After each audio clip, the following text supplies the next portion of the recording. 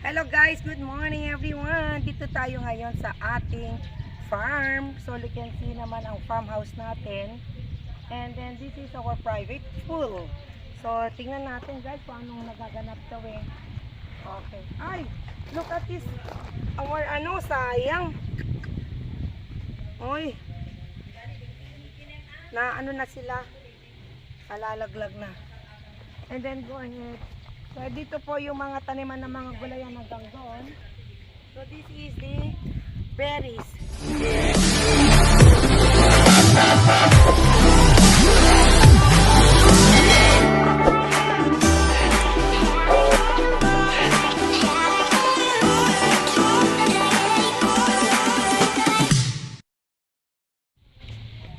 Then dito naman sa area na to, ito mga gulayan at prutas. Yan, talong, okra, and then upo. Tapos meron tayong gisantes, tapos yung lumboy. Oo. And then tamarin. Meron pang tamarin. Tapos mansanitas and yung grass Lemon. Lemongrass. Lemongrass. Lemongrass. Hey. Yeah, maganda yung lemongrass guys kasi maraming magagamot. And then guys, ito naman ang ating lumboy. I don't know in Tagalog the lumboy one. Duhat. Duhat. Tapos lemongrass, malunggay. And then, yan. Papunta doon guys, marami pa nitong mga iba-ibang klase ng halaman. And this one is the miracle tree.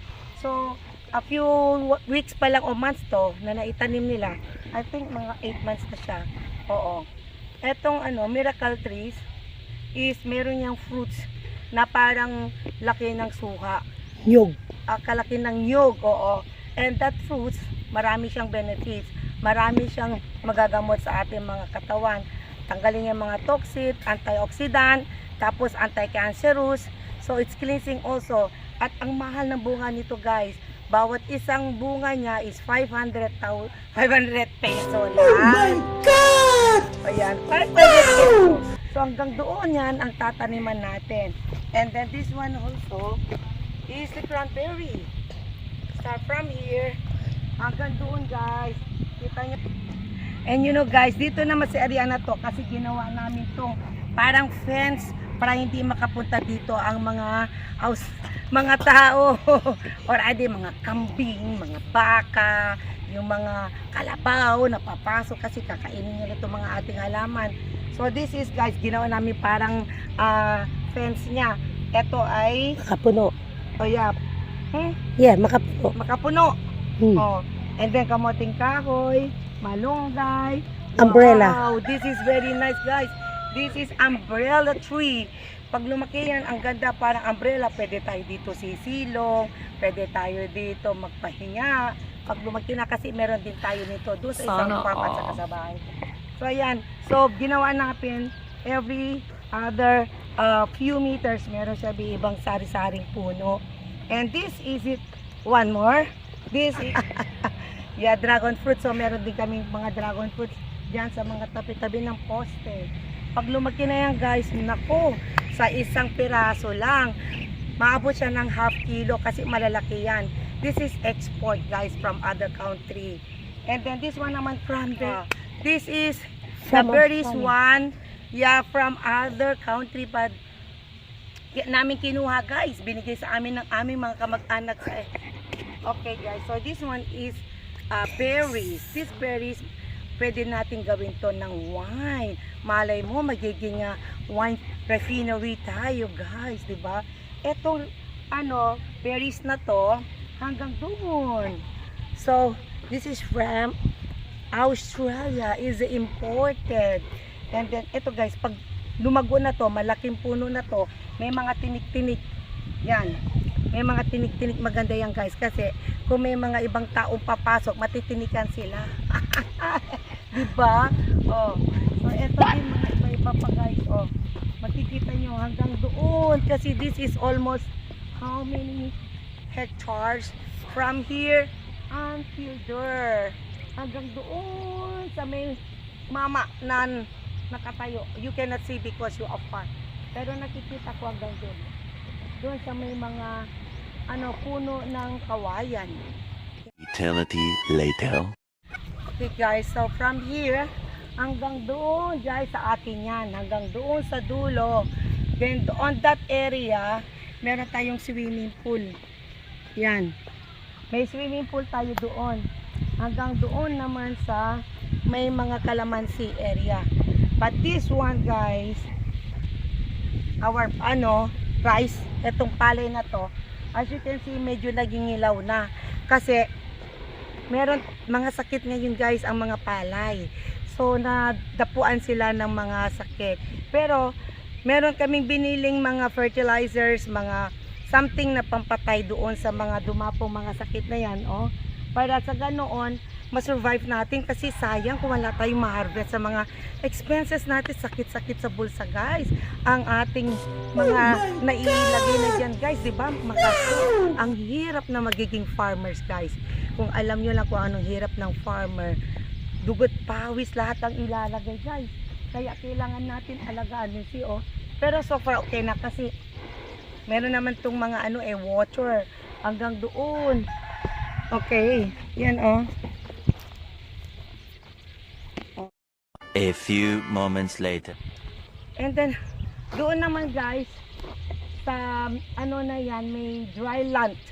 Kasi ang dragon fruits guys, gusto niyang kung saan mo itatanim yan is sa mga dry one.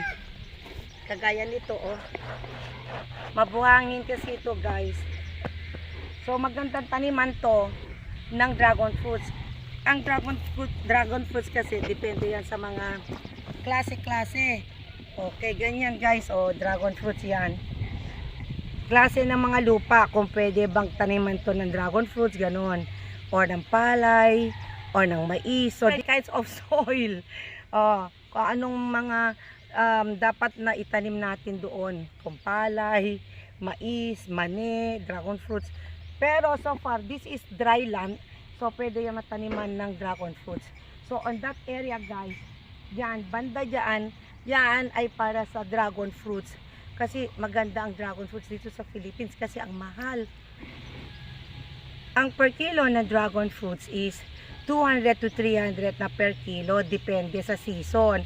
Pero sa 2 o 3 piraso is almost 1 kilo na guys. Ganun kabigat kasi alam nyo naman ang dragon fruits, diba? So, gandoon guys yan. And this one guys is guyabano. Ang guyabano guys, maganda din to. Antioxidant sa ating mga katawan. Marami din to nagagamot sa mga diabetic, and then sa mga kidney, mga failures of your kidneys, ganon. I'm not a doctor, okay? Pero yun ang pagkaalam ko. Maraming benefits na makukuha natin dito. Kasi this is antioxidant, vitamin C, vitamin D as well. So, from here, hanggang doon naman, sa dulo, ang tinaniman natin ng guyabano. So, at least pag lumaki na sila guys, lumago, meron na rin tayo maani. At tayo muna uunang kumain, di ba? Di na tayo bibili. Kasi ang mahal yan guys sa abroad. Sa Hong Kong, magkano rin yan guys. Per kilo is 200 Hong Kong dollar, hindi kilo, per piraso. Isang malit na ganun, $200. Dito, 200 peso. So, yung 200 mo doon, you can buy here for, na siya, 10 pieces na. And this is naman, kita nyo, ganda ng kulong-kulong. I don't know what they call this one. Kulong-kulong, sidecar, ganon. This is the service of our farm boy, ng aming caretaker. Yan. Para makaikot, makapalig. Dito siya mag-ikot-ikot. And then dito naman guys, ang ating munting rest house. Dito sa munting bahay natin guys, meron tayo namang pinakabit na solar. Yan nasa taas ng bubong. Yan. Ang solar na yan guys, magagamit natin sa ilaw, pampatubig yan sa palayan, and then pwede rin sa mga magamit inside for our lights, for our televisions. So, pwede rin nila magamit doon kasi malaki itong solars na pinalagay natin. So, ma-occupy niya lahat itong ating buong kabuuan ng ating farm. Okay, pasok tayo sa munting bahay natin. Alright. So, dito ang ating rest house, pahigaan. Yan, ay, ito ang ating pamangkin si Paul. Kaway mo na rin, Paul. Ang ating pogi. Yan, pa sila na shot ang kay John Paul. And Siya ang aking right hand, katiwala dito. So, ito pinagawa kong bamboo. Yan. Parang here. Masarap dito guys kasi open air. Open air yan. Fresh air. Yan. Pag napagod na ako guys, pwede na rin ako mahiga dito. O pakape-kape.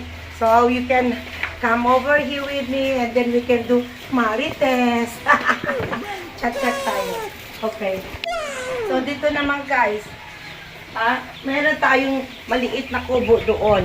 Very unique siya guys. So let's go to see. Okay. Come.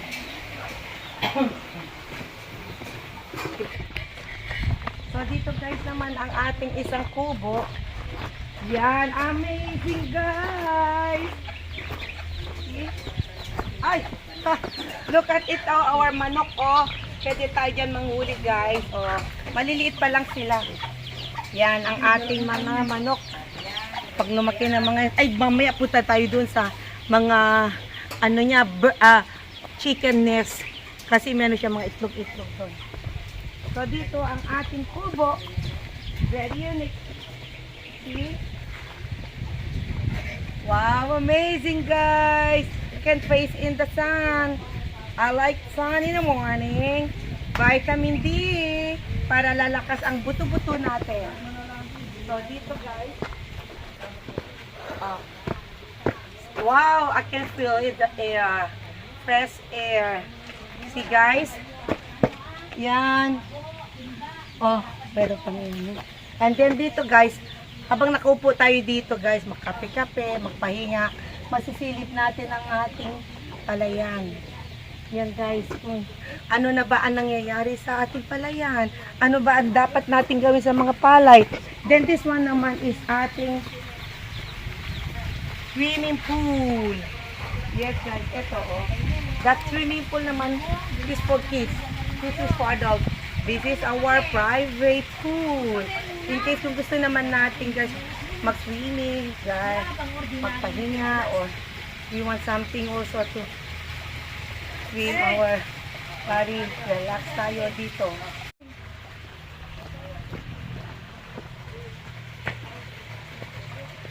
And then this one guys, oh, see, wow, amazing.